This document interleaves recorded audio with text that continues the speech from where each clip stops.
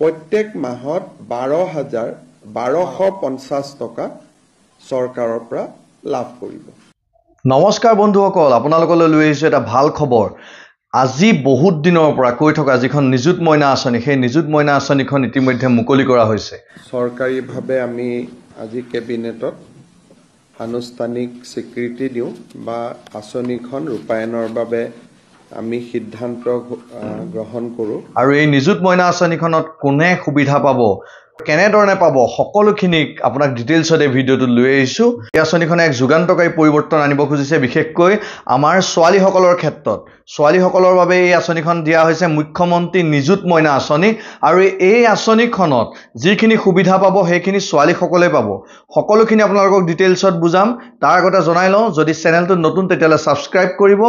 আৰু যদি আগৰ পৰা আছে তেতিয়াহ'লে ভিডিঅ'টো ভাল লাগে লাইক কমেণ্ট কৰিবলৈ নাপাহৰিব আৰু শ্বেয়াৰ কৰিবলৈ নাপাহৰিব। এতিয়া আহক মেইন পইণ্টলৈ। মেইন পইণ্টটো হৈছে যে এই আঁচনিখন কোনখিনি ছোৱালীয়ে পাব। যিখিনি ছোৱালীয়ে মেট্ৰিক পাছ কৰিছে, অৰ্থাৎ একাদশ শ্ৰেণীত নামভৰ্তি কৰিছে, একাদশ শ্ৰেণীৰ পৰা দ্বাদশ, আৰু লগতে গ্ৰেজুৱেশ্যন কৰাখিনি, লগতে পোষ্ট গ্ৰেজুৱেশ্যন কৰাখিনি, গোটেইখিনিয়ে এই সুবিধাটো পাব। গম পাইছেনে?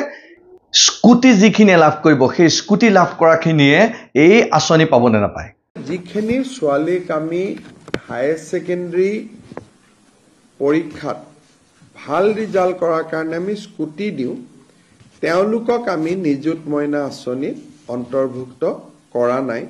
যিখিনি ছোৱালী বিয়া হ'ল বা বিবাহিতা ছোৱালীখিনিয়ে এই আঁচনিৰ সুবিধা পাবনে নাপায়। গতিকে বিবাহিতা ছাত্ৰী এই আঁচনিৰ বাবে হিতাধিকাৰী নহ'ব। APL মানে বিল' পভাৰ্টি লাইনখিনিক বাদ দি পেলাই APLত থকা যিখিনি ল'ৰা ছোৱালী সেইখিনিয়ে পাবনে নাপায়। ইয়াত কোনো ইনকাম স্লেব নাই। BPL APL বুলি কথা নাই। কলেজ বা মহাবিদ্যালয় বা বিশ্ববিদ্যালয়ত যোনেই পঢ়ে তেওঁলোকেই এই আঁচনিখনৰ সুফল পাব। ব্যক্তিগত শিক্ষানুষ্ঠানত যিসকল ছোৱালীক নাম লগোৱা হৈছে সেইসকল ছোৱালীয়ে এই আঁচনিৰ সুবিধা পাবনে নাপায়। আৰু যোনে প্ৰাইভেট স্কুলত কলেজত ফিজ দি পঢ়ে, মই প্ৰাইভেট কলেজত নাম লগাইছোঁ, মই মাহত 10,000 টকা কলেজখনক ফিজে দিওঁ, ৰয়েল গ্ল'বেলত পঢ়িছোঁ, কাজিৰঙা ইউনিভাৰ্চিটিত পঢ়িছোঁ। প্ৰাইভেট ইউনিভাৰ্চিটি আৰু প্ৰাইভেট কলেজখিনিৰ ছাত্ৰ ছাত্ৰীয়ে বা ছাত্ৰীয়ে এই আঁচনিখনৰ হিতাধিকাৰী বুলি বিবেচিত নহ'ব। প্ৰতিমাহে কিমানকৈ টকা দিব, 1,000 নে 1,250 নে 2,500 টকা, আৰু বছৰেকত গোটেইকেইটা মাহত এই পইচা দিবনে নিদিয়ে, সকলোখিনি ডিটেইলছত লৈ আহিছোঁ। চাওক এই ভিডিঅ'টো। চৰকাৰীভাৱে আমি আজি কেবিনেটত আনুষ্ঠানিক স্বীকৃতি দিওঁ বা আঁচনিখন ৰূপায়ণৰ বাবে আমি সিদ্ধান্ত গ্ৰহণ কৰোঁ। মই অলপ আঁচনিখনৰ বিষয়ে আপোনালোকক বুজাই দিব খুজিছোঁ। 10মান শ্ৰেণীৰ পৰা উত্তীৰ্ণ হৈ যিসকল ছোৱালী বা ছাত্ৰীয়ে একাদশমান শ্ৰেণীত নামভৰ্তি কৰিব, তেওঁলোকে গৰম বন্ধৰ 2টা মাহ বাদ দি প্ৰত্যেক মাহত তেওঁলোকৰ উচ্চতৰ মাধ্যমিক শিক্ষা শেষ নোহোৱা পৰ্যন্ত প্ৰত্যেক মাহত 1,000কৈ টকা চৰকাৰৰ পৰা লাভ কৰিব। অৰ্থাৎ হায়াৰ ছেকেণ্ডেৰী ফাৰ্ষ্ট ইয়াৰত এইবাৰ যিসকল ছোৱালীয়ে নামভৰ্তি কৰিছে তেওঁলোকে হায়াৰ ছেকেণ্ডেৰী পৰীক্ষা বা পাঠ্যক্ৰম সম্পূৰ্ণ কমপ্লিট নকৰালৈ 1,000 টকা চৰকাৰৰ পৰা প্ৰতি মাহত তেওঁলোকে পাব। আৰু এই পুঁজিটো প্ৰত্যেক মাহৰ 11 তাৰিখে তেওঁলোকৰ বেংক একাউণ্টত চৰকাৰে পঠিয়াই দিব। যিসকলে 3 বছৰীয়া, এতিয়া 4 বছৰীয়াও হৈছে, যিসকলে 3 বছৰীয়া বা 4 বছৰীয়া ডিগ্ৰী পাঠ্যক্ৰম, আগতে গ্ৰেজুৱেশ্যনটো 3 ইয়াৰ গ্ৰেজুৱেশ্যন আছিল, আজিকালি গ্ৰেজুৱেশ্যনটো 4 ইয়াৰো বিভিন্ন ইউনিভাৰ্চিটিয়ে কৰিছে। যিসকলে 4 বছৰ বা 3 বছৰ গ্ৰেজুৱেশ্যন পাঠ্যক্ৰমত পঢ়িব হায়াৰ ছেকেণ্ডেৰী পাছ কৰি, প্ৰত্যেকগৰাকী ছোৱালীয়ে প্ৰথম বৰ্ষত নাম গ্ৰহণ কৰাৰ লগে লগে প্ৰত্যেক মাহত 12,1250 টকা চৰকাৰৰ পৰা লাভ কৰিব আৰু যিসকলে ডিগ্ৰী পাছ কৰি এইবাৰ পোষ্ট গ্ৰেজুৱেটত নাম লগাব পোষ্ট গ্ৰেজুৱেট বুলি কওঁতে আমি বিএডক ইয়াত ধৰি লৈছো পোষ্ট গ্ৰেজুৱেট কাম বিএডত নাম ভৰ্তি কৰিব তেওঁলোকে প্ৰত্যেক মাহত চৰকাৰৰ পৰা 2500 টকা কৰি লাভ কৰিব 2500 টকা অৰ্থাৎ হায়াৰ সেকেন্ডাৰী পঢ়িলে 1000 টকা প্ৰত্যেক মাহত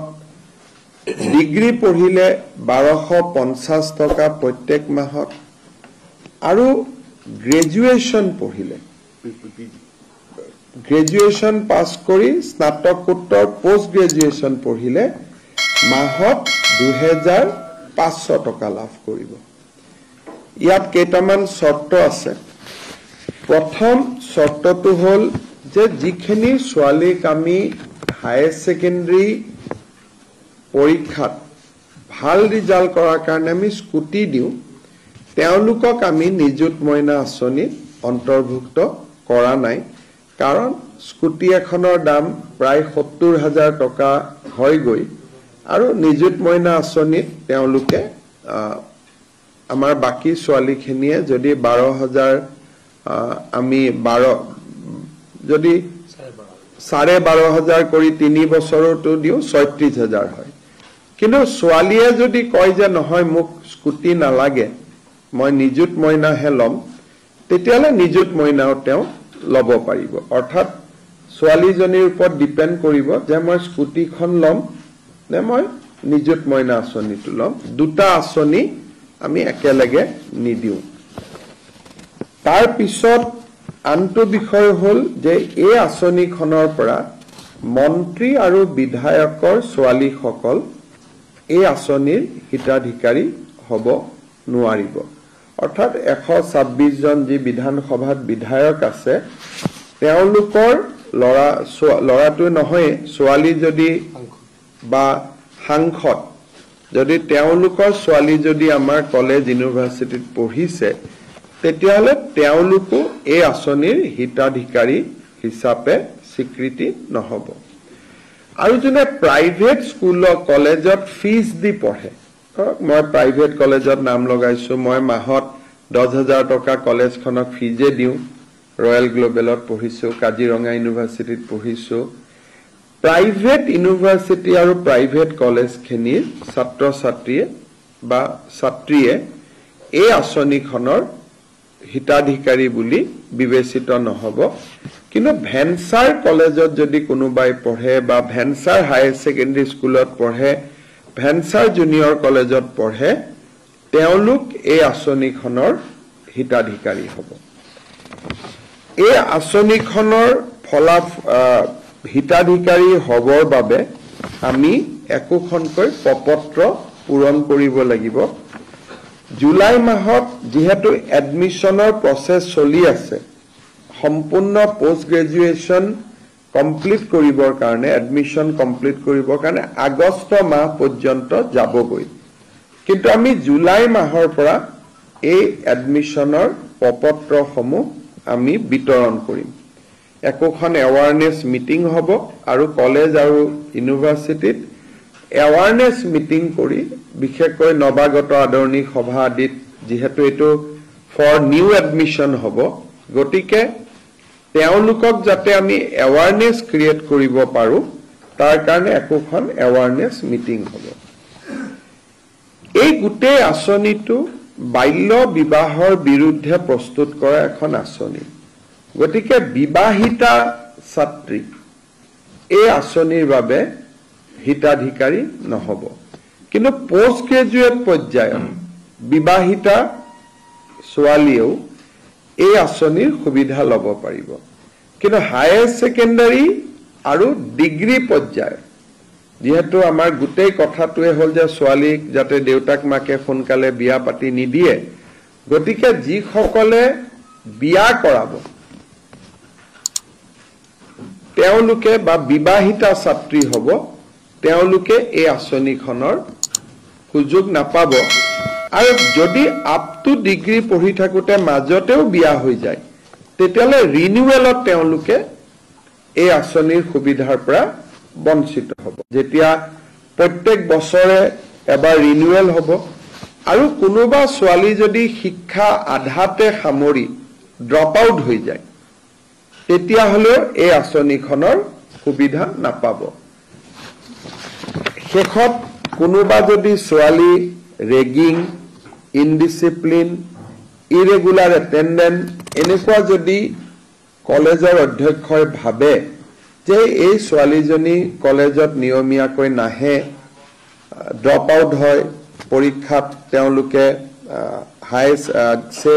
হায়াৰ সেকেন্ডাৰী ফাৰ্ষ্ট ইয়াৰৰ পৰা সেকেন্ড ইয়াৰ প্ৰমোশন নাপালে বা ডিগ্ৰী ফাৰ্ষ্ট ইয়াৰৰ পৰা ডিগ্ৰী সেকেন্ড ইয়াৰ প্ৰমোশন নাপালে তেতিয়াও ৰিনিউৱেলৰ সময়ত এই আঁচনিখনৰ পৰা তেওঁলোক বঞ্চিত হ'ব যদিও এই আঁচনিখনৰ লগত জড়িত নহয় আমি ইলেকশ্যনৰ আগত বা বিশেষকৈ যোৱাবাৰ স্কুটি দিওঁতে আমি এটা কথা ঘোষণা কৰিছিলোঁ যে অহাবাৰৰ পৰা 75% পোৱা ছোৱালীহে স্কুটি পাব কিন্তু এডুকেশ্যন ডিপাৰ্টমেণ্টে অধিসূচনাখন নোলোৱাৰ কাৰণে এইবাৰ আমি 60% পোৱা ছোৱালীকো আমি স্কুটি দিম অহাবাৰৰ পৰা নিদিও তেতিয়ালৈকে আমি এডভাৰটাইজ আদি বা অধিসূচনা আমি প্ৰকাশ কৰিম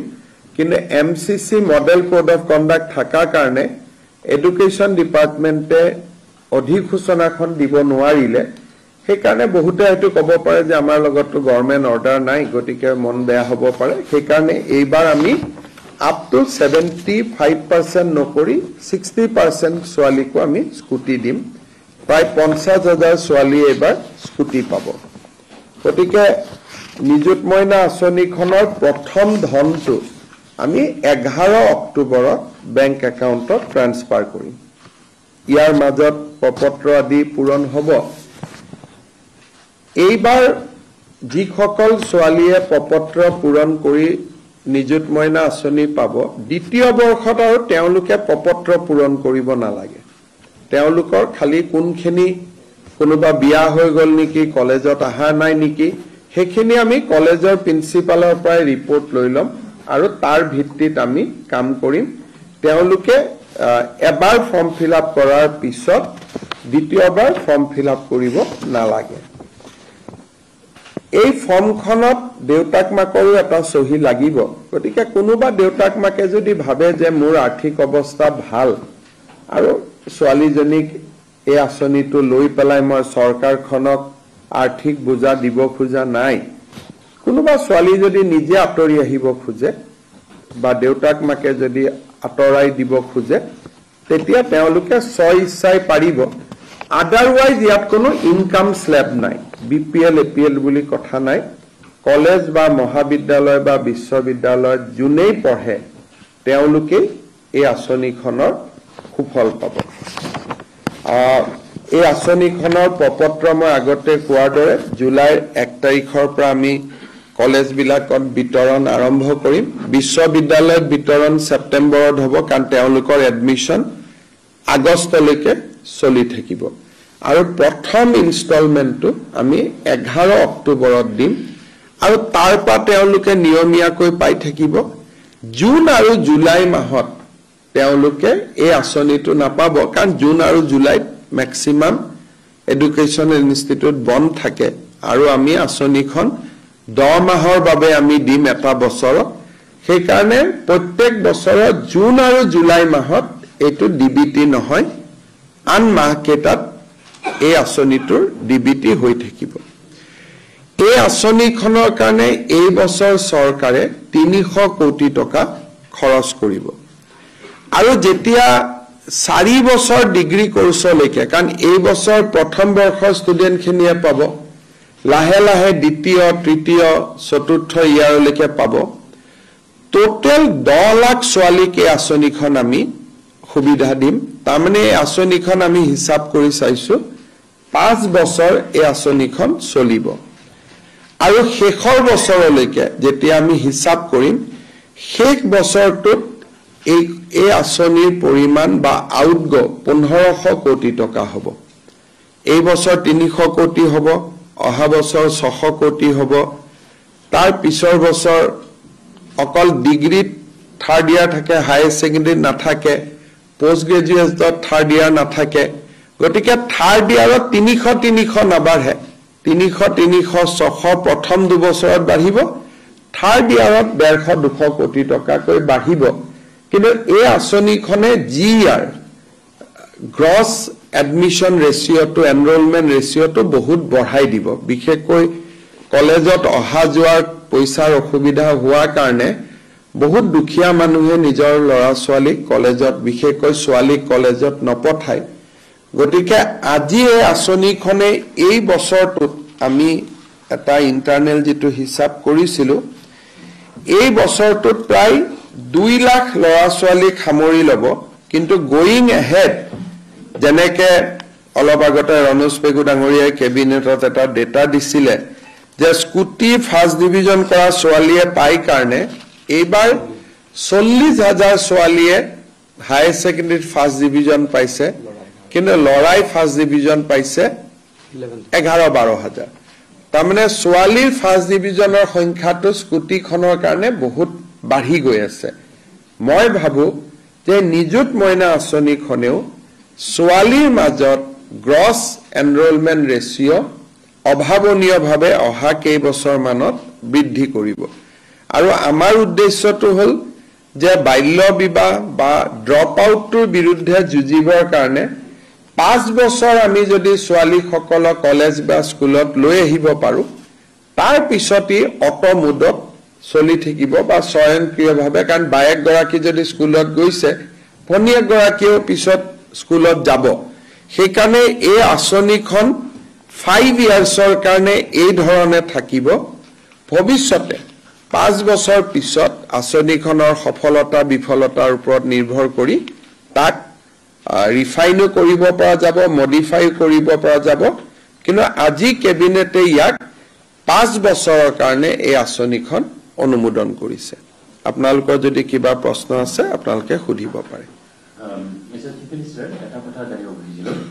এইখনত আপুনি যোনটো ক'লে গ্ৰেজুৱেচন পঢ়ালৈকে যদি বিয়া হয় তেতিয়াহ'লে স্কিমটো নাপায় কিন্তু সাধাৰণতে যেটো দেখা যায় হায়াৰ সেকেন্ডাৰী ধৰি লওক আপোনাৰ 16 পৰা 18 বছৰলৈ থাকে 18 বছৰ হলে যিকোনো ছোৱালী বিয়া পাতিব পাৰে তো গ্ৰেজুৱেচনৰ মানে আমি ছোৱালীক বিয়া পতাটো দিলে কৰাব খুজিছো যাতে ছোৱালীজনীয়ে শিক্ষা শেষ কৰে আমি এই গোটেই স্কিমটোৰ উদ্দেশ্য হ'ল কনস্টিটিউশনাল লিমিট মতে আমি যাব খোজা নাই 18 বছৰ 21 বছৰ আমাৰ কথাটো হ'ল যে ছোৱালীজনী বিবাহ যিমান পাৰে দেৰিকৈ হওক তাই যাতে নিজৰ ভৰিৰ ওপৰত নিজে থিয় হ'ব পাৰে এতিয়া ডিগ্ৰী ফাৰ্ষ্ট ইয়াৰত তাই এডমিশন হ'ল বিয়া হৈ গ'ল এতিয়া আমাৰ উদ্দেশ্যটো হ'ল দেউতাক মাকৰ ওপৰত আমি যাতে এটা মৰেল প্ৰেছাৰ দিব পাৰো যে অন্তত গ্ৰেজুৱেচনলৈকে ছোৱালীক আপুনি বিয়া নিদিব গতিকে ইয়াত আমাৰ গোটেই উদ্দেশ্যটো হ'ল to defer the marriage of the girls এটা 18 বছৰ বা 21 বছৰ আইন মতেটো বিয়া কৰাব পাৰি কিন্তু আমি বিচাৰিছো যে অলপ দেৰিকৈ ছোৱালীজনীৰ বিয়া হওক অন্তত গ্ৰেজুৱেচনলৈকে বিয়া নহওক কাৰণ বিয়া হোৱাৰ পিছতে গৰ্ভৱতী হ'ব লাগিব শাহুৰেকৰ ঘৰত গৈ কাম কৰিব লাগিব যিজনী ছোৱালীয়ে হয়তো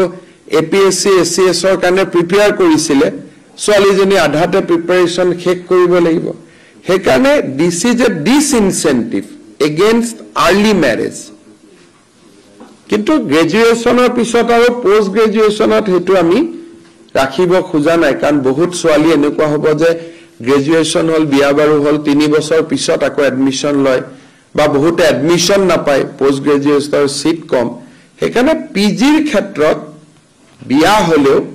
এই আঁচনিটোৰ সুবিধা লাভ কৰিব পাৰিব মুখ্যমন্ত্ৰী ডাঙৰীয়া কলেজৰ অধ্যক্ষৰ কি ক্ষমতা থাকিব আৰু ইমান এটা ডাঙৰ আঁচনিৰ কাৰণে এৱাৰনেছৰ কাৰণে আপোনালোকে কি ব্যৱস্থা লৈছে আমি জুলাই মাহত প্ৰত্যেকখন কলেজতে আমাৰ মন্ত্ৰী বিধায়কসকলৰ উপৰিও কলেজৰ দ্বাৰা আমি একোখন এৱাৰনেছ প্ৰগ্ৰাম কৰিম জুলাই মাহত আৰু জুলাইত ফৰ্ম বিলাকো যাব ফৰ্ম ডিস্ট্ৰিবিউচন হ'ব এৱাৰনেছও হ'ব কলেজৰ প্ৰিন্সিপালৰ ইমানে পাৱাৰ যে ফৰ্মখনত তেওঁ এটা সহি কৰিব লাগিব যে মোৰ কলেজত এই ছাত্ৰীগৰাকী পঢ়া হয় এবছৰৰ পিছত যেতিয়া ৰিনিউৱেল আহিব তেতিয়া তেওঁ আমাক ক'ব লাগিব যে এই কেইগৰাকী ছোৱালী স্কুলত বা কলেজত আহি আছে বাকি 10 গৰাকী এতিয়া আৰু আহা নাই তেওঁলোক ড্ৰপ আউট হৈ গল সেই কথাখিনি কলেজৰ প্ৰিন্সিপাল গৰাকীয়ে প্ৰত্যেক বছৰত আমাক জনাব লাগিব কিন্তু কাটা বা নিদিয়া তেওঁলোকৰ পাৱাৰ নাই যে মই তোক দিম মই তোক নিদিম আৰু কোনোবা যদি কলেজত ফৰ্ম নাযায়ও বা কোনোবা ছোৱালী যদি ফৰ্ম নাপায়ও নিযুত মইনা বুলি আমি এটা পোৰ্টেল কৰিম পোৰ্টেলত ফৰ্মখন থাকিবই গতিকে কোনোবাই যদি কলেজত ফৰ্মখন যোৱা নাই পোৰ্টেলৰ পৰা ফৰ্মখন ডাউনলোড কৰি তেওঁলোকে ফৰ্মখন স্বয়ংক্ৰিয়ভাৱেও ফিলআপ কৰিব পাৰিব তাৰ ব্যৱস্থাটা আমি ৰাখিম যাতে কলেজৰ প্ৰিন্সিপালৰ ওপৰতে এই আঁচনিটো ডিপেন্ডেন্ট নহয়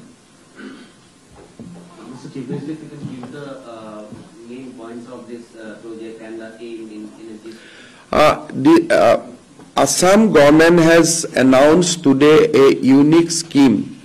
to fight against early marriage of girl students and also to inspire them to continue with their education up to the postgraduate level. Under this scheme, a girl student who join in higher secondary first and second year, that means 11 and 12, they will get a monthly stipend of rupees 1,000 from the government. The girl student who will get themselves admitted in degree courses, graduation courses, they will get 1,250 rupees per month from the government. Those who are pursuing post-graduation, they will get